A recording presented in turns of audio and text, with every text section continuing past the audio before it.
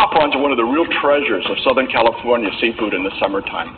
It's a cold water shrimp found really, really deep in the ocean. That's not where you're going to get them, of course. You're going to find them at Asian markets or at small specialty seafood stores because they really need to be kept alive. You'll find them in those big old glass aquarium-like things called live tanks. My favorite place to buy them is at a little store called Pearson's Port down in Newport Harbor. It's a little shack at the end of a short pier. It's run by Therese Pearson and her husband Tommy. Therese runs the store, Tommy catches the fish. In the fall and winter, that means spiny lobsters. In the springtime and the summer, it's spot prawns. How far are we going to go and how many traps are we going to try and hit? 3 to 5 miles. I'm going to try to hit 4 strings, 12 on a string. I have a bunch more down south, but they weren't fishing at all last time, so I'm going to try to go straight to the hot spot. Today, there are only 30 fishermen in the state who are licensed to catch spot prawns. Because they're so difficult to keep alive, they're a luxury ingredient. Figure on spending between $13 and $19 a pound at retail. Because of the high cost of fuel, Pearson figures he needs to clear $300 a trip just to break even. On a good day, he's caught as much as 120 pounds of spot prawns. First string he pulls up this morning, only 1 out of 12 has much in the way of shrimp.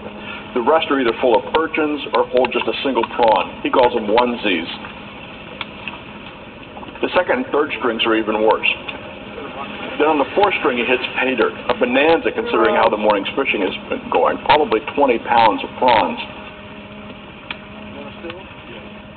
It's getting harder and harder to do it, you know, with the rules and the regulations. I think because I'm a diehard and I don't know anything else.